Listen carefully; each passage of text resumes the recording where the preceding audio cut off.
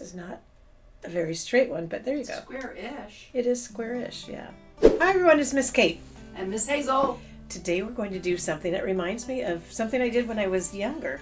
Always in our classrooms we had something called a felt board, and our teachers could tell stories using felt characters. So fun. So we thought we were using these boxes that someone gave us for some reason from school. Yeah, they're like 40 or 50 of these boxes. And we use them for something else, but we also turn them into felt storyboards. So we'll start with everything that you need. Some sort of a box. It doesn't have to be this box. We are using hard felt as opposed to soft felt. We use the soft felt to sew with all the time, but this time we're using the hard felt. So I cut a piece, I glued it in, and I'm going to show you that in a sec, but I want to show you the pieces that we made. So here's a little kind of a big fish, but look what happens. It doesn't fall out because the felt sticks to it. This would be so good in the car, Miss Kate. Oh yeah, it'd be good for car trips. Look, I made a little apple tree and an orange tree and a little person. Fancy. We have the bottom for storage and the top to create the board. I need some glue. I'm using Tacky glue and then some scissors. And I'm just going to go for it. So in this one, we sort of have to measure how big is this. And it's a little bit tricky because it's here in the box. So I'm just going to sort of fold the edges in there so I can kind of guess where my lines are going to need to be cut. So I know it's probably hard to see this, but I can sort of see where my fold is. You could also measure it with a ruler, which probably would have been the smarter thing to do.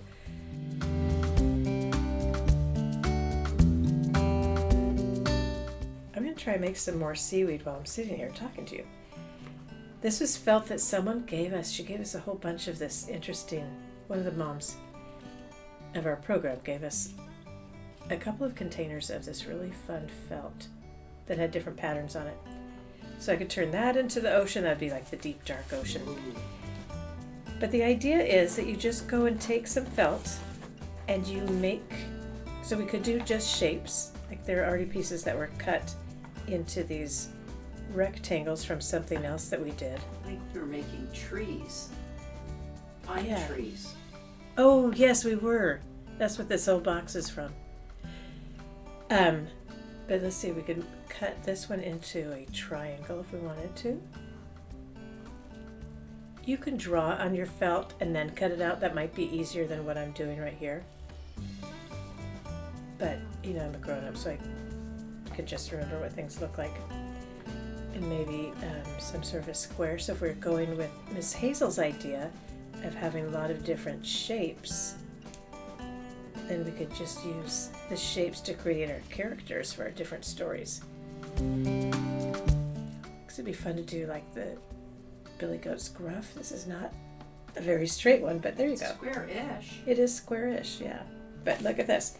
I can have all of these up here and they don't fall off. They just stay on there. Isn't that fun?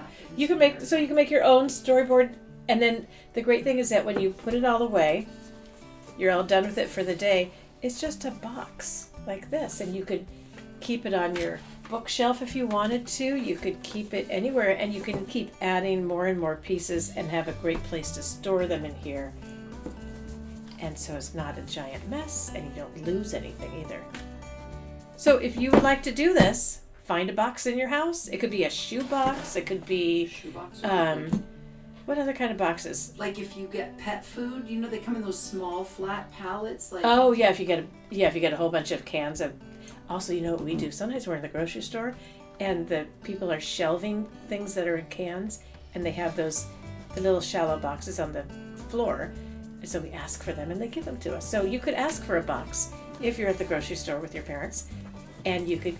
Then have that to use.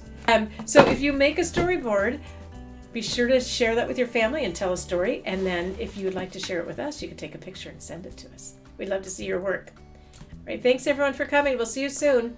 Bye, friends. Bye.